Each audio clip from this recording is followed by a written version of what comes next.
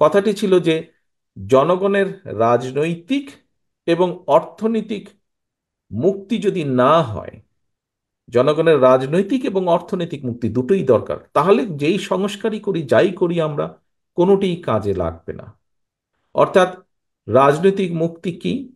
রাজনীতির ভাষায় যদি রাজনৈতিক মুক্তি বলি, তাহলে হচ্ছে অ্যাকাউন্টেবিলিটি বা জবাবদিহিতা তৈরি করতে হবে। যার যা ইচ্ছা করে চলে যাবে সেটি করা যাবে না, সেটা যেই হোক, সরকার হোক, বিরোধী দল হোক, যে কোনো রাজনৈতিক দল হোক, রাজনৈতিক কর্মী হোক, উপজেলার চেয়ারম্যান হোক, পৌরসভার চেয়ারম্যান হোক, কাউন্সিলর হোক, মেম্বার হোক, যেই হোক না কেন, প্রত্যেকের একটি জবাবদিহিতা থাকতে হবে জনগণের কাছে। জনগণ যখন জানতে চাইবে কেন এই জিনিসটা হলো, কেন এই জিনিসটা হলো না, কেন এটা করলে, কেন এটা করলো না, জবাবদিহিতা দিতে হবে, জবাব দিতে হবে সবাইকে। এবং এটি যদি নিশ্চিত করতে হয়, অবশ্যই দেশে ভোটের অধিকারকে প্রতিষ্ঠিত করতে হবে। পৃথিবীর যে কোনো গণতান্ত্রিক দেশে, যে কোনো গণতান্ত্রিক সভ্য দেশে ভোটের মাধ্যমেই জবাবদিহিতা তৈরি হয়। কাজেই প্রিয় সহকর্মীবৃন্দ, যেই লড়াই আমরা জনগণের কথা বলার অধিকার, জনগণের রাজনৈতিক অধিকার অর্থাৎ ভোট প্রদানের অধিকার, যার জন্য আমাদের হাজারো সহকর্মী গুম হয়েছে, খুন হয়েছে, আপনারা লক্ষ লক্ষ নেতাকর্মী, আমাদের 60 লক্ষের মতো নেতাকর্মী মিথ্যে মামলার শিকার যারা হয়েছেন, আমরা যে কারণে যুদ্ধ করছি এই দেশের মানুষের ভোটের অধিকার, কথা বলার অধিকার প্রতিষ্ঠা করার জন্য। কাজে আমাদেরকে যে কোনো মূল্যে এই অধিকার প্রতিষ্ঠিত করতে হবে জনগণকে সচেতন করার মাধ্যমে। প্রায় আমরা একটি কথা বলছি, ষড়যন্ত্র থেমে যায়নি। আপনারা নিশ্চয়ই গত কয়েকদিনের পত্রপত্রিকায় বিভিন্ন খবর টবর থেকে আপনারা, রাজনৈতিক নেতৃবৃন্দ, আপনারা আপনারা পোড় খাওয়া প্রত্যেকটি মানুষ, কাজে আপনারা নিশ্চয়ই বুঝতে সক্ষম হচ্ছেন যে কোথাও কিছু একটা ষড়যন্ত্র চলছে। মাঠের অলরাউন্ডার আমি, আর ঘরের অলরাউন্ডার টাইলক্স।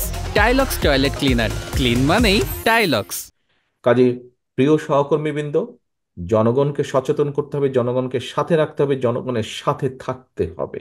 এবং একই সাথে আমাদের যে লক্ষ্য উদ্দেশ্য জনগণকে নিয়ে, দেশকে নিয়ে, সেই 31 দফার প্রত্যেকটি কথা জনগণের কাছে পৌঁছে দিতে হবে আমাদেরকে। এখন প্রিয় এখন প্রিয় সহকর্মীবৃন্দ, কিভাবে পৌঁছে দিবেন আমি আপনাদের সামনে তুলে ধরেছি একটু আগেই।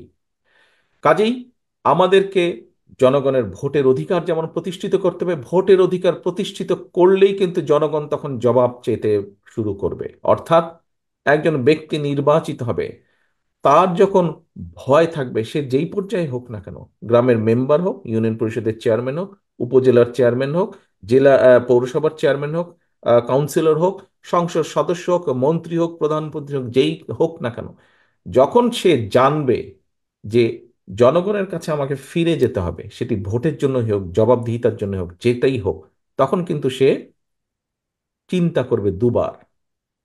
কোনো একটি কাজ করার জন্য সে দুবার চিন্তা করবে। প্রিয় সহকর্মীবৃন্দ, আমাদেরকে যে কোনো মূল্যে জনগণের এই অধিকার, জনগণের কাছে জবাবদিহি করার এই বিষয়টি আমাদেরকে নিশ্চিত করতে হবে। একটি দেশের রাজনীতি যদি রুগ্ন হয়, সেই দেশের অর্থনীতি রুগ্ন হতে বাধ্য। এবং সেই দেশের অর্থনীতি যদি রুগ্ন হয়, রাজনীতি যদি রুগ্ন হয়, তাহলে সেই দেশের শিক্ষা, সেই দেশের স্বাস্থ্য, সেই দেশের বিচার ব্যবস্থা, সেই দেশের প্রশাসন সবকিছু রুগ্ন হয়ে যাবে। মানুষ কোনো সুফল কোনোভাবেই পাবে না। কাজেই প্রথম কাজ হচ্ছে আমাদের দেশের মানুষের রাজনৈতিক অধিকারকে প্রতিষ্ঠিত করা, জবাবদিহিতাকে প্রতিষ্ঠিত করা। সিম্পল ব্যাপার। সন্ধ্যার পরে ছেলে মেয়ে দেরি করে ফিরলে বাপ মার কাছে জবাব দিতে হয়। যদি জবাব দিতে না হতো, তাহলে পরিবারের চিত্র কেমন হতো দেখুন তো। দুঃখজনক হলেও সত্য, কোনো কোনো ক্ষেত্রে হয় কিছু কিছু, কিন্তু সেই পরিবারগুলোর কি অবস্থা দেখুন। আর যেই পরিবারগুলোতে একটা ডিসিপ্লিন থাকে, জবাবদিহিতা থাকে, সেই পরিবারের সন্তানরা কিভাবে বেড়ে উঠে, তাদের পড়ালেখা কেমন সুন্দর হয়, আচার আচরণ সবকিছু ভালো হয়। জবাবদিহিতা। কাজেই প্রিয় সহকর্মীবৃন্দ, আমাদেরকে এই গত স্বৈরাচার 15, 16, 17 বছর ধরে দেশে কোনো জবাবদিহিতা ছিল না। জবাবদিহিতা ছিল না বলেই এইভাবে মানুষ গুম খুম হয়েছে। জবাবদিহিতা ছিল না বলেই নিশিরাতের ভোট হয়েছে, দামি নির্বাচন হয়েছে। জবাবদিহিতা ছিল না বলেই প্রশাসনগুলোর কি অবস্থা, বিচার ব্যবস্থার কি অবস্থা দেখেছেন। জবাবদিহিতা ছিল না বলেই দেশ থেকে লক্ষ লক্ষ কোটি টাকা পাচার হয়ে গেছে, দেশের মানুষের সম্পদ পাচার হয়ে গেছে। এই সব কিছুকে যদি আমাদের ঠিক করতে হয়, সব কিছুকে যদি দেশের মানুষের চাওয়া অনুযায়ী যদি নিয়ন্ত্রণের মধ্যে আনতে হয়, অবশ্যই জবাবদিহিতাকে আমাদের তৈরি করতে হবে, প্রতিষ্ঠিত করতে হবে, এবং সেটি একমাত্র সম্ভব সঠিক ভোট প্রয়োগের অধিকার প্রতিষ্ঠার মাধ্যমে।